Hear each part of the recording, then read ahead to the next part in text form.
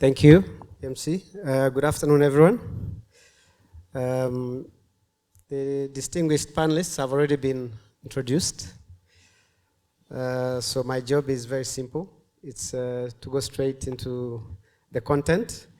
But I just want to open with, I hope I'm not going to repeat something that someone from UNESCO might have mentioned this morning. I wasn't here.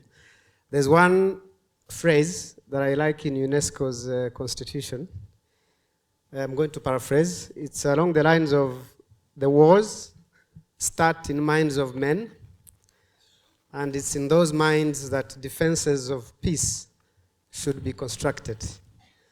And we are now going to listen to very distinguished panelists who will share with us different perspectives on peace education, from Aegis Trust to the government, the Honorable Minister telling us about the government embracing the peace education. So I will start with Honorable State Minister Claudette, who will discuss the peace education and how it was introduced into Rwanda national curriculum.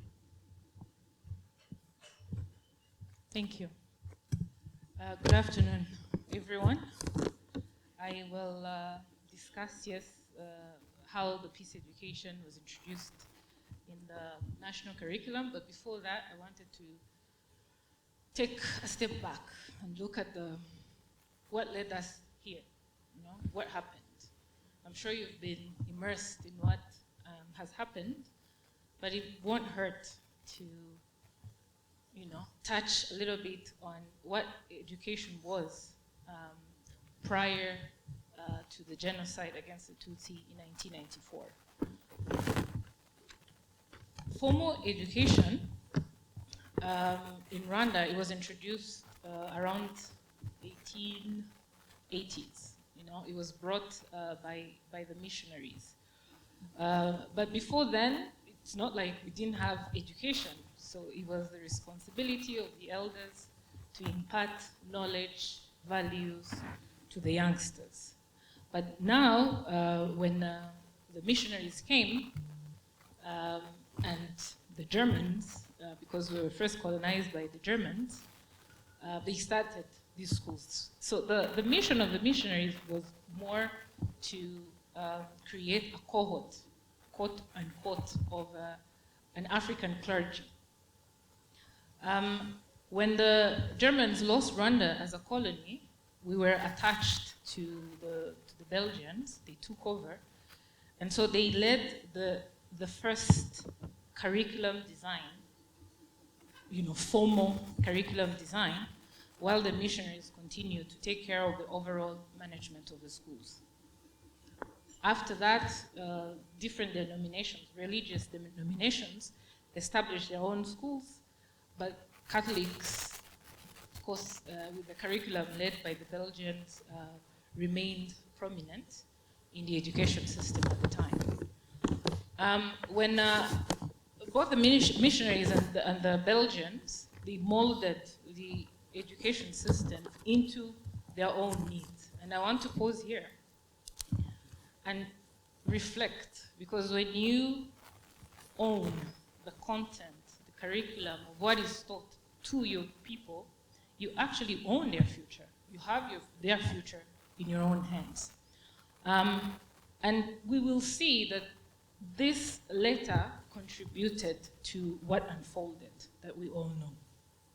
Like I said, the white fathers wanted to create a cohort of an African clergy, but the colonizers, the Belgians, were more interested in training their clerks, their aides, and other law posts just to serve them. And when Rwanda became a UN trusteeship in 1945, there were criticism against the Belgian education system because it was very religious-centric, and it wasn't leading to any further type of education. And so they reluctantly allowed for further education, but it was very elitist, and it was, I would say, it was for a few. So you will recall, and many of the people here in the room will know, that they started training teachers. Now, at the time, being a teacher was the most, I don't know, you were noble. It was the most elitist thing. It was a highly respected job because it was introduced at that time. And there were also some forms of assessments and inspection programs, but it was around that time.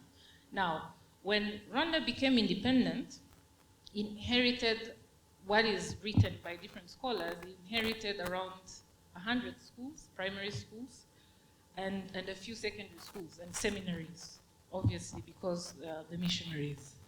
And while its first constitution made primary school free and compulsory for all children, few minor changes were made in the curriculum. So I want to continue emphasizing on the curriculum because this holds the future of Rwanda together. So the curriculum basically remained very Belgian-centric, like how they had initially designed it. In 1963, Rwanda even established its first university, the National University of Rwanda in Butare.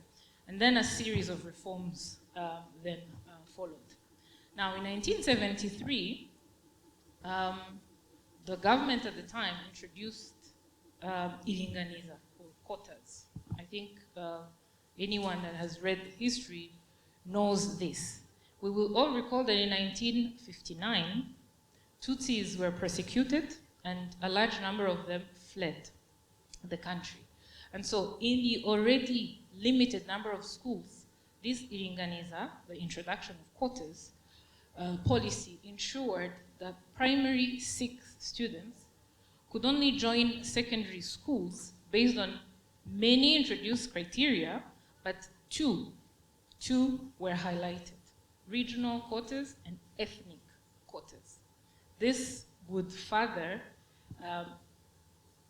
marginalize the number of Tutsis. So already you could say that they didn't have a place in school. So needless to say that these introduced quotas deprived many brilliant Tutsis whose families are not fled their right to pursue formal education.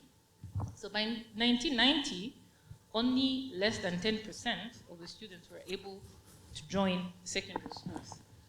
I will leave you to imagine what this means or what this meant for the already marginalized Tutsis. And there are many scholars who have evidenced this, and even archives of the then Mineprisec, the current Ministry of Education, can show this. By 1994, the classroom had become a public space in which the then regime's narratives of hatred against Tutsi were reinforced and propagated. Outside the classroom, the youngsters, and you understand there were many because schools were few, it was a scarce thing to study. Outside the classroom, the youngsters were also being mobilized and, being taught the same. And it is very easy to mobilize the people whose thinking you already own. So they're already thinking the same. The teaching practice emphasize what they call rote learning, memorization, rather than the critical thinking. And this is portrayed as a system where there's little questioning, you have to be obedient. The teacher is the master. You have to follow what they say, and you have to conform. It's very conformist as well. And the curriculum and the history taught at school propagated the colonial stereotypes and their own interpretation of what our history looked like. During the genocide against the Tutsi, the militias, the young people that were mobilized, both in classroom and outside classroom, I think we will all agree that they were more dangerous and more feared than even the military. And we know of the teachers who killed their own students and vice versa. And we also, the same way, we know of parents who kill their own children or who got them killed and vice versa. So the social consciousness, the bumuntu, vanished from the society. The elite and the intellectuals, they became the mastermind of the genocide, while the militia, again, the young people, both in class and outside class, they were the ones that executed. And then an entire nation periled. In September 1994, right after the genocide, RPF took over, it had taken over, and it installed a transitional government. And primary schools reopened. Here I will pause and share a little bit of my history, because I was among the people that went back to school when the schools reopened. And you can imagine how challenging this was. This was at the period where most schools had been destroyed. So there were a few already, but now they had even been destroyed. And the government then worked hard at attracting as many students as they could to get back in school. So we were hundreds of thousands of students in class. And a good number of teachers, if they were not killed, they had participated in the genocide, and they had to be taken to account. It was also at a time where those who had fled the country were also coming back. And so the classroom was like, you know, for those who read the Bible, like the Tower of Babel. Everyone spoke their own language. And it was very difficult for the teachers.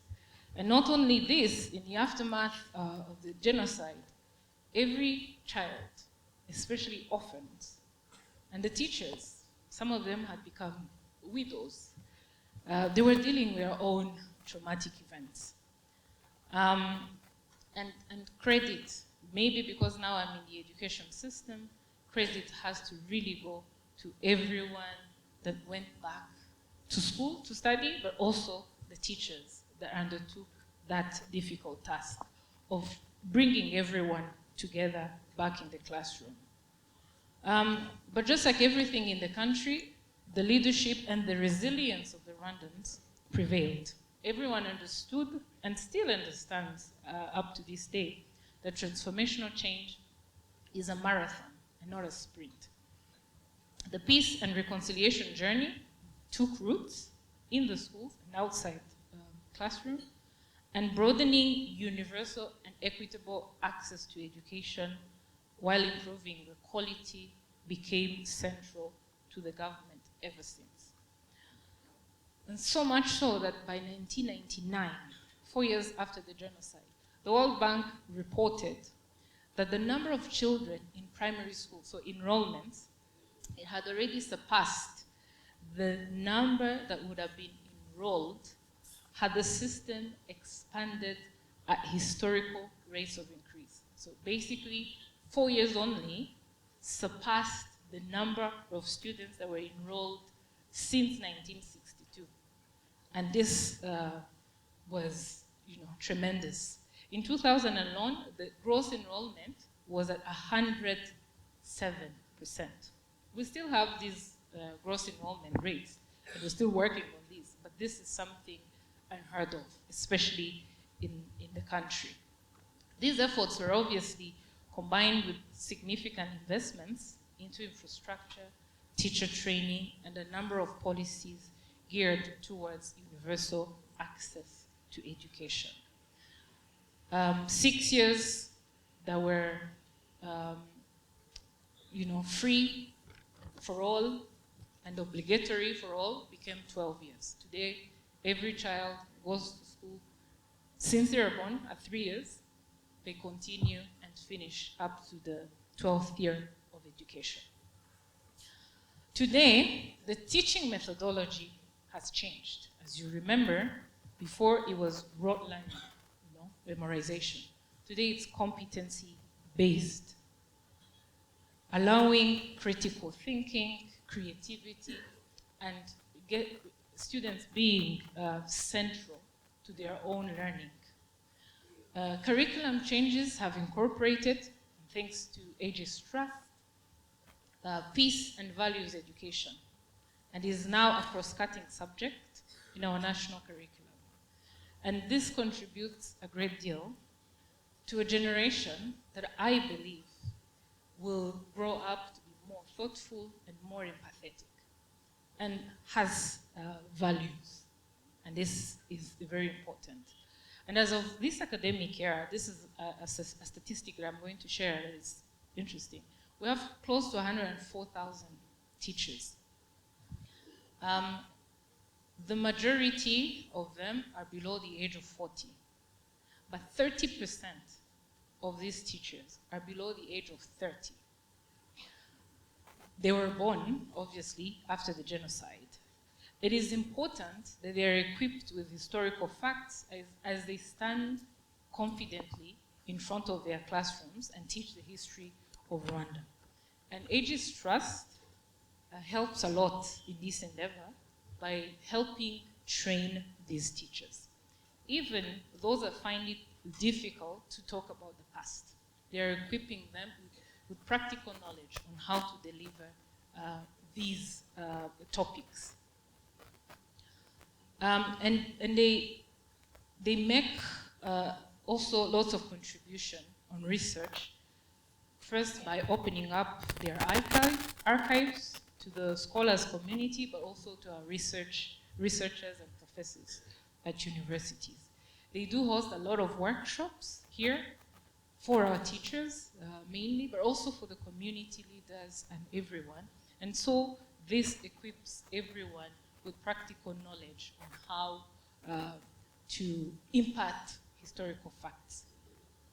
We're confident that the more we draw from the lessons of the past, we're even better equipped to ensure that the classrooms don't become public places for violence, hatred, and divisionism, but rather they become, places of peace, places of empathy, and places of love. And this leads me to the last, but not least, part of my intervention, the establishment of the Isoko Institute. We just signed an MOU. The Ministry of Education just signed with Aegis Trust.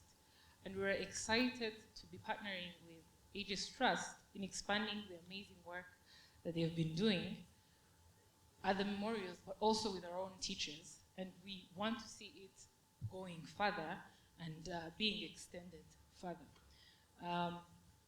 Uprooting hatred and creating lasting peace requires concerted effort.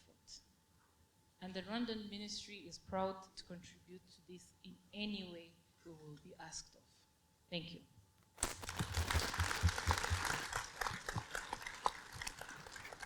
Thank you very much, Honorable Minister, for that brief background from values-based education to colonial way of delivering education that is interest-based, also the missionaries, and where we are now as a country, going back to the values and peace education. Thank you so much for that. It's now my privilege to invite Dr. James Smith, who will give us also in 10 minutes a journey of bringing Aegis Trust to Rwanda and developing the programs around peace education. Thank you. Thank you, and thank you, Frank. And first of all, I should give a great acknowledgement to you and the work you do leading Interpeace and the fantastic work in Rwanda also and around the world. And thank you, Minister, for really giving that whole context to set me up to talk a little bit about some of the details of how Aegis came to be involved, why are we here in the first place, how we get involved in peace education.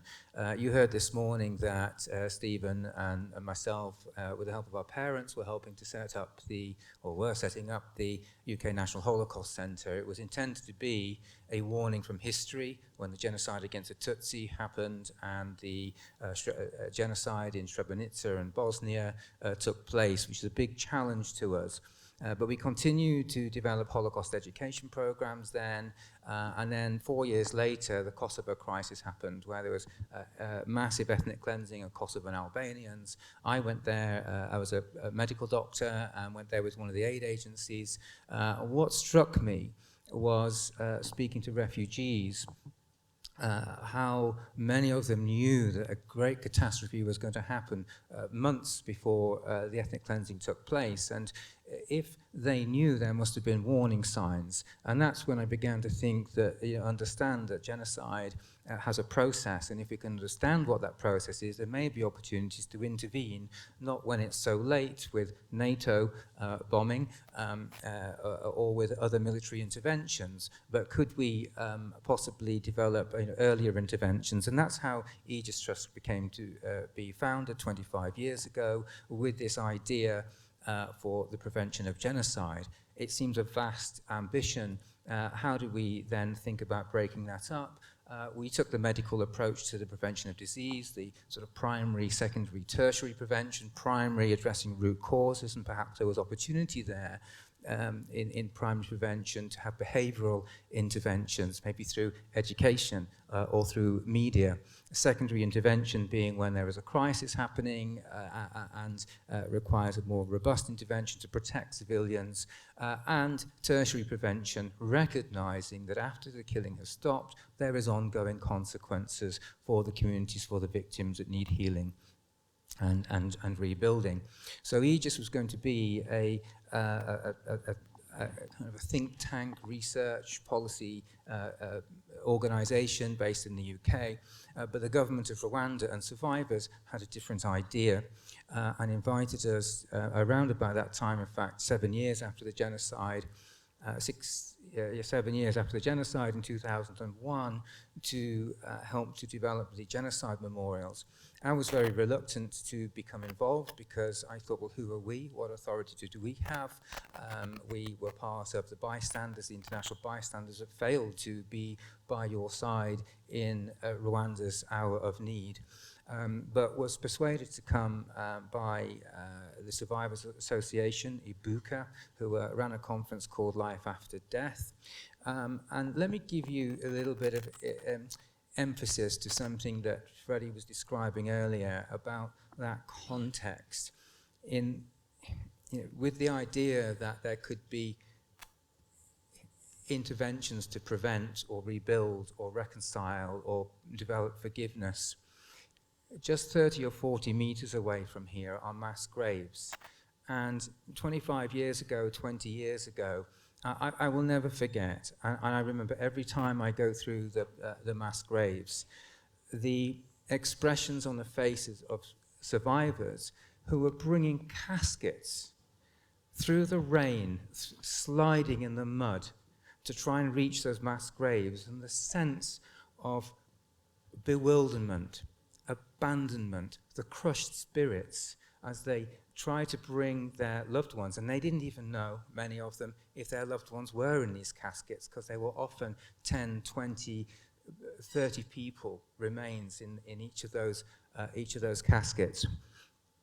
Meanwhile, there were women dying, hundreds of women who were dying because they'd been infected with HIV deliberately through rape as a weapon of genocide.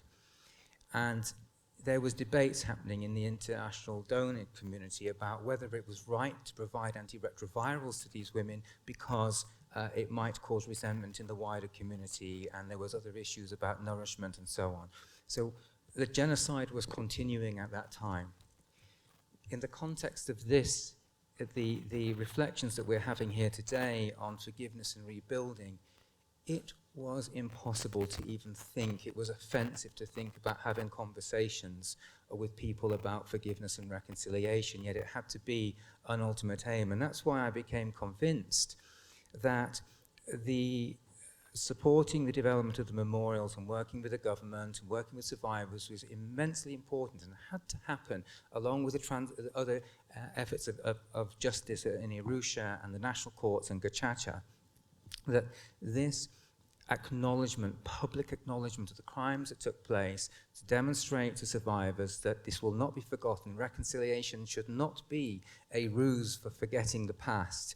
The past will be remembered first, but then it enabled conversations to continue once the memorial was opened. If anyone incidentally hasn't been to visit the permanent exhibitions, I would encourage you to do so during the course of this conference. So a number of years later, around 2008, we returned to the question of education as a preventative tool. Would it be possible to bring students down here? And we were having conversations about the dangers of memorials and education. Before we even were involved and agreed to help develop the memorials, I shared my concerns with the then Minister of Education, Francois Ngarambe, Minister of Culture, of Youth, Sports and Culture, that we see around the world how memory and narratives after atrocities and memorials can have negative consequences on communities. Rather than bringing people together, that memory can divide. And he said, ensure that the memorials don't accuse the children of perpetrators, but do ensure that they accuse the ideology that led to genocide. And that became the challenge that we had in developing the peace education programs, as we saw children would be coming here, children of survivors, children of perpetrators, from the same classrooms, learning about the genocide, those dangers of survivors feeling greater resentment and anger about what happened, being reminded over and again about why they don't have families and why they don't have social support. Children of perpetrators unfairly feeling that burden of guilt, inheriting guilt. And so my challenge to Freddie was work with the team and look internationally about how we can develop an approach to education that, rather than divides and cause problems for future generations, brings people together. And that was the basis, that was the aim of the peace education program. We started to look at the attributes of people during times of genocide, whether it's the Holocaust in Rwanda or Bosnia. What were the attributes of those that didn't go along with the genocide, that risked their lives, like the great faith leaders from Central African Republic that we have with us? What are the attributes of those that rescue? And it was that they were critical thinkers. When they saw in the media, heard in the media that Tutsis were cockroaches, they would think, well, they don't look like cockroaches to me. They had empathy for those outside of their own community. They had values that led them to take personal action. And that's what we wanted to try to bring in an approach to the education program. You saw some of the content earlier about the Insovu curve, the pathway to violence, the pathway to peace. We will experience very shortly with Mark Gomaka about some of the participatory type workshops that take place, and we'll hear technically from Sandra about how some of this has been implemented. But I want to end with another part of the peace education program, and that's the storytelling approach that we heard earlier today. And one of those stories is about a young girl. Some of you will have heard this story before. Called Grace. She was 10 years old. Right in June of 1994, she was fleeing with her family towards the DRC, which means they were a Hutu family because they were worried about reprisals as the RPF was liberating the country and stopping the genocide. And as they were on the road towards the DRC, she heard a baby cry. She went to investigate, and there is a baby on her mother's breast. And her mother's dying from machete wounds, and catches Grace's eyes, pleading with her to save her baby. And Grace is in a dilemma because her grandmother was telling her, if you pick that cockroach up, you put us all in danger. And what does a 10-year-old girl do in that situation? She can obey her grandmother, keep them safe from the Interahamwe militia. In the end, Grace actually takes the baby, takes her on her back all the way to the refugee camps in what was then Zaire, and brings her up. She calls the baby Vanessa because she doesn't know her name, and they grew up together as mother and daughter. Sister Vanessa works for Aegis in the memorial now. But the whole point about stories like this, and there's many stories like this that have been integrated into the Peace and Values Education program, is that 10-year-old girl was exhibiting the critical thinking, the empathy, the values that we can all learn from and be inspired about. So we'll hear more about technically how that all gets implemented from Sandra, but thank you very much. Thank you so much, Dr. Smith, for that journey, sharing the journey of establishing Aegis Trust, from doubting your legitimacy to come and establish a memorial, given the role or the lack of international community's response when the genocide was happening, to the results that we are seeing today. Thank you for that. I would like now to invite Ms. Stefania Giannini, I hope I pronounced the name correctly, who is now going to share the global perspective on education as a human right. Wow, thank you so much. Very ambitious task. So once again, good afternoon. A great pleasure to take the floor once again in a panel. I see very, very much, an alarming timeline, so I will be very brief, and having the privilege to speak after the minister and Mr. James, I can really go straight to the point. The point for me is what next. I think we heard and we saw with our eyes that a lot of things are ongoing. There is a full-fledged program on peace education in this country. It's very much endorsed and, let's say, developed with the ownership of the Ministry of Education and also the Ministry of National Reconciliation and Civic Engagement. And there is a new flourishing initiative coming out. So how we can build around the spirit of Isoko, I would say that we have a new roadmap to build together, and how UNESCO can contribute. So Isoko's spirit, in my understanding and vision, as I briefly explained this morning, is very much about these two sides of the same coin. Building in this country, not, let's say, a national institute open to the world, but an international hub bringing to Rwanda, which is a model country for many reasons we know, reconciling with the past and being able to look to the future through education in a different way. And I think that this international dimension is very much aligned. This is a magic, coincidence of history of what UNESCO is now doing at normative instrument level, at program level, and at partnership level. I already mentioned this morning, and let me insist once again, the UN as a system is in a very unprecedented effort to focus on a new agenda for peace. This is what the Secretary General is going to launch in September around the UNGA week. And his speech and all the strategy that we are building together with UN Special Envoy, my dear friend Alice Nderito here, is very much a concrete tool. So, 3 points. One is about leveraging the power of normative instruments at global level.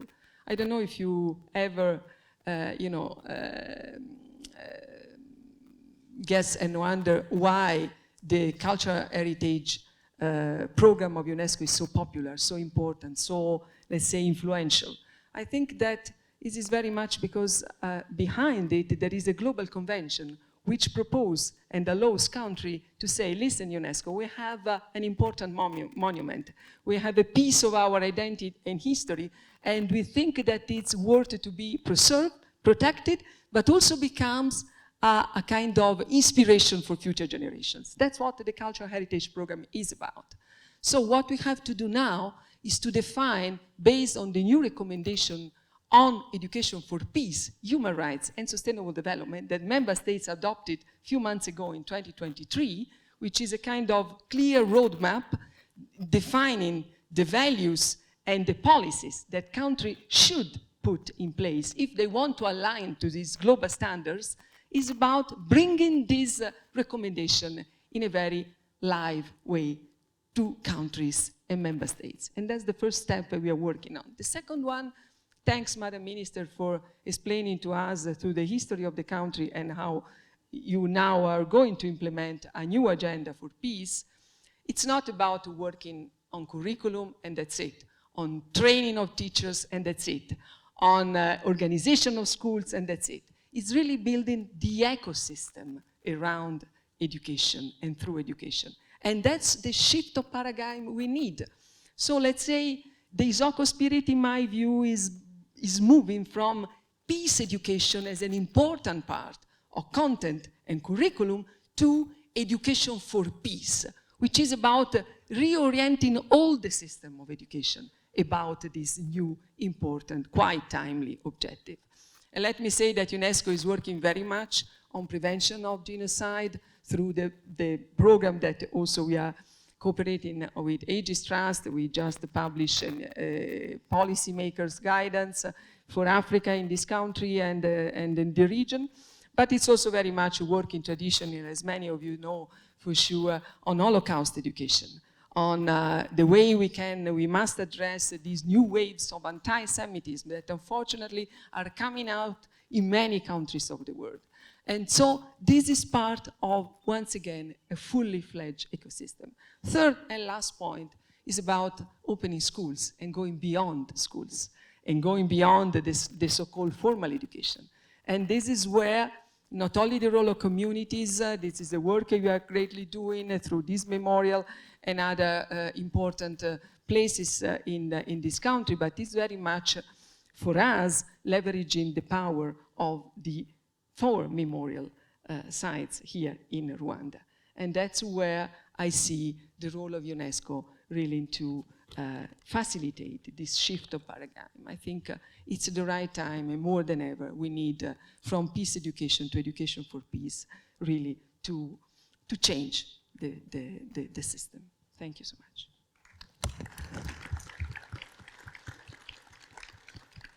Thank you very much, Stefania, on that good overview of how the power of education can be leveraged, including what you mentioned, the power of normative instruments that can also help in this process.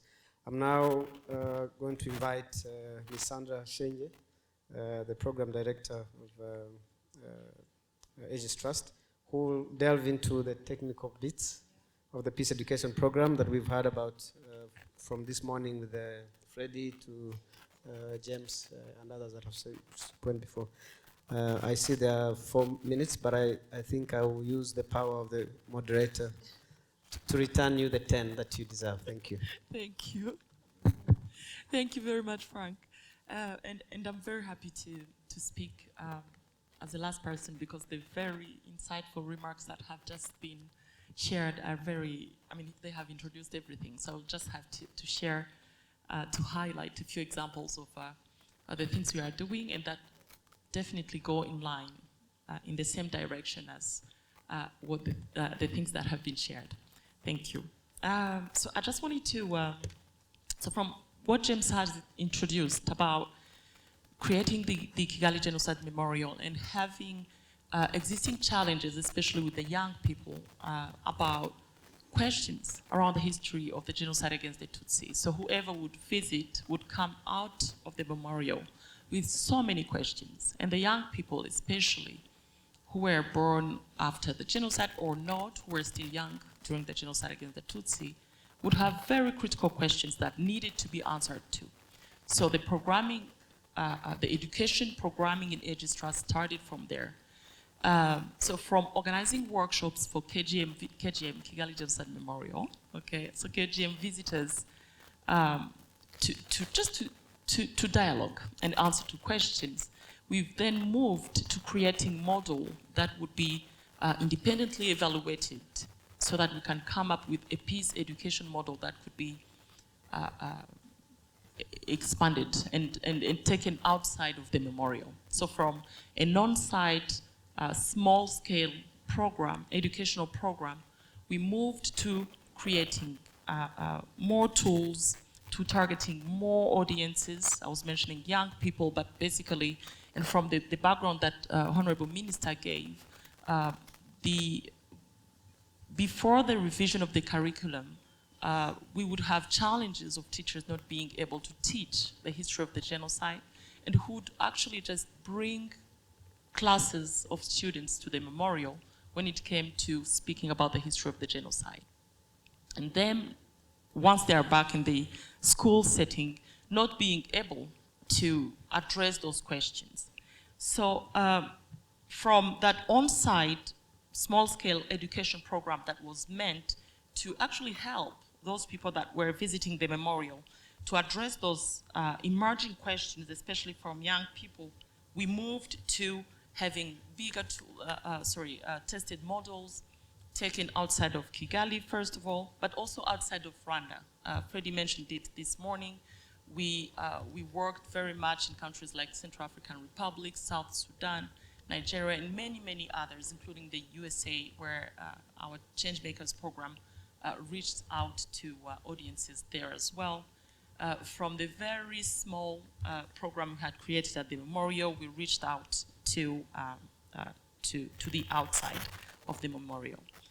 By increasing our audiences, first of all, for inclusion purposes, James was saying it, we needed to make sure that we were targeting everybody. Every single Rwandan was able to find themselves, to have conducive environment that would allow them to dialogue about whatever question they would have about the history of the genocide against the Tutsis. So from students, we moved to non-schooling young people, for instance, in terms of audiences. We started working with teachers. We started working with community members, and specifically parents. Stefania was saying it this morning. It's all about humans, fathers, mothers, that face those challenges of speaking to the next generation. How do I do that? How do I present whatever experience I would have, being from a family of a genocide perpetrator, being from a family of a survivor, being from a family of somebody who was not in the country when the genocide happened. Depending on the experiences we've lived, we all have challenges to be able to speak about that in a free manner. So audiences, of course, expanding from the KGM to the outside, but also implementing approaches that were strengthened. I was talking about independent evaluation to make sure that our model are research-based, for instance, and they include concepts that are taken from theories to the very practice we are in on a daily basis. But we made sure that our approaches were learner-centered, and especially using art. We've just seen the very poems we were following prior to the panel. Those things have been integrated in our approaches and tools to make sure that it is accessible to to audiences as wide as possible. And then from schools, we moved, of course, to the communities, and especially to the specific civic engagement platforms. Professor was saying it this morning. We collaborate today with the Ministry of Unity and Civic Engagement to intervene in Torero, which is the main civic engagement platform in Rwanda. So we leave schools to go in the community and to make sure that the very young people that are central to our interventions receive harmonized messages from whatever spaces they engage in. And that is really working, and we are very grateful to our partners to always have that opportunity to take our expertise to them and to contribute to building resilience in Rwanda in general. And just one last thing I wanted to highlight in relation to that evolution of how we started and where we are now is about from moving to peace and values education that was integrated in formal education, and it's very much related to the last point of Stefania, to larger peace education as a practice by creating and enabling environments around those schools, beyond the classroom and beyond the school, and really go in the community. So we go beyond the peace and values education in terms of content and teaching and learning materials that were integrated in the curriculum to really engage the whole environment around it. So we engage community from the local authorities that work with, that for instance we work with to identify the very parents and the very teachers that we provide trainings to. We engage them to make sure that there is ownership and the sustainability of our intervention is built into the system. And this is something that really needs to be highlighted. To conducting as well, to conducting research as well. The topics that we look at are defined in a consultative manner. Every year we conduct what we call consultation campaigns, very wide, very open, very large, to identify emerging topics in the society that will be the themes to our research grants to Rwandan researchers. So this, again, is about really enabling an ecosystem, like Stefania said it, to make sure that we are funding research that is going to inform us as an organization, but also the whole sector, reconciliation sector or social cohesion sector we work in. And then we create networks, of course, with the people that we train, the very peace ambassadors we send back to the community, but also other actors like Interpeace is very precious partner to us, to make sure that we have networks of peace actors that, again, continue to serve that need of having, of building peace and living it on a daily basis. And of course, community of practice that work around the same topics and come up with stronger opinions and stronger insights when it comes to putting the interventions that we put in place together. And just briefly to talk about where we are right now, we are still doing the same thing, of course, but expanding. And the simple example is the SOCO, of course.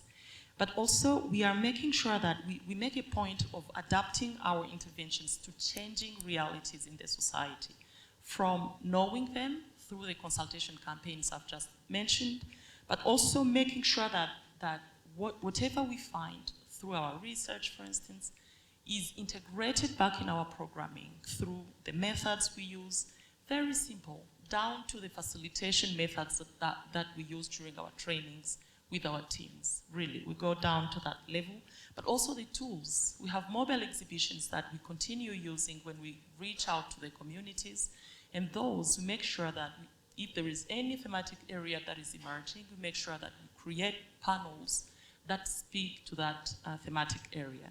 And then, of course, making sure that we identify emerging thematic areas, as I was saying. So nowadays, we are focusing much on mental health, and well-being. We are focusing on environment and climate change as a factor, potential factor to conflict, as it was shared this morning.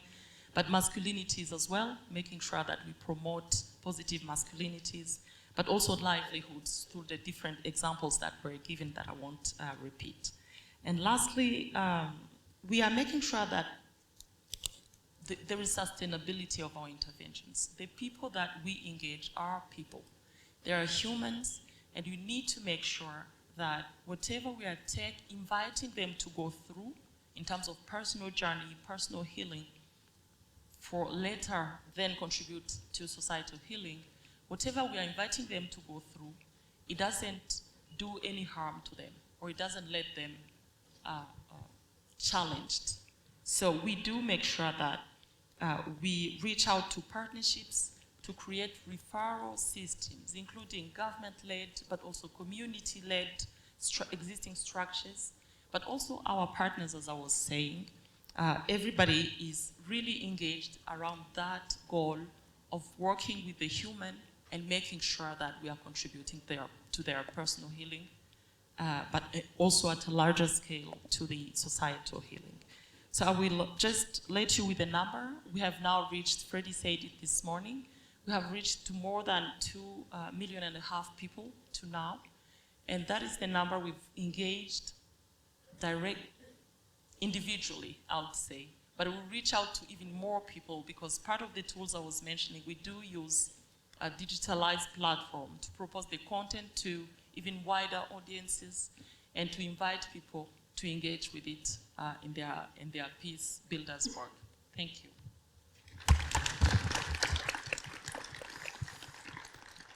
Thank you so much, Sandra. I see the screen is showing we're at midnight. So I know that the audience would like to engage with the panelists, but it was intentionally decided that as to create opportunities for networking, you'll have an opportunity to engage one-on-one after the session.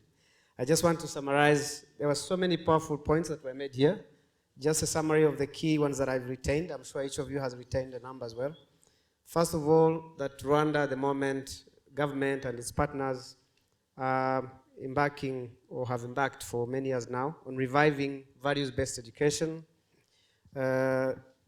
shifting from education of conformity to critical thinking, taking advantage of the fact that now the critical mass of those in education sector are young people, especially including the ones born after the genocide.